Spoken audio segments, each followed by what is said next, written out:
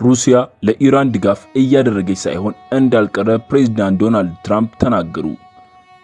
ሰላም ጤና ይስጥልን ውድና የተከበራችሁ አድማጭ ተመልካቾቻችን፣ እነሆ ዛሬም አዲስ ያልነው መረጃ ይዘንላችሁ መጥተናል። በመጀመሪያም ይህንን ቪዲዮ ላይክ በማድረግ ይጀምሩ። የአሜሪካው ፕሬዝዳንት ዶናልድ ትራምፕ ዛሬ ለፎክስ ኒውስ በሰጡት ቃል የሩሲያው ፕሬዝዳንት ቭላዲሚር ፑቲን በመካከለኛው ምስራቅ ካለው ጦርነት ጋር በተያያዘ ለኢራን ድጋፍ እያደረጉ መሆኑን እንደሚያምኑ ገልጸዋል።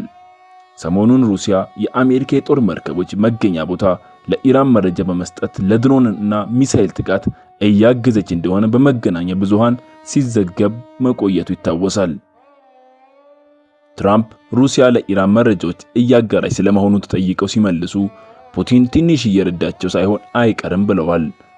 ይህንንም አሜሪካ ለዩክሬን ጦር ከምታደርገው ድጋፍ ጋር አያይዘውታል።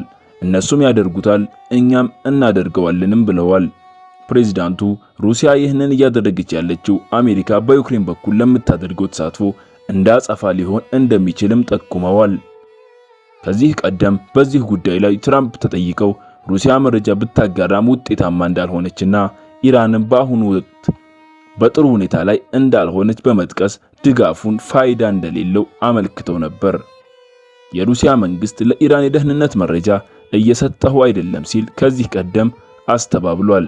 እናንተስ ይህ ጉዳይ ዓለምን ወደ ሶስተኛ ዓለም ጦርነት ይወስዳታል ብላችሁ ታስባላችሁ?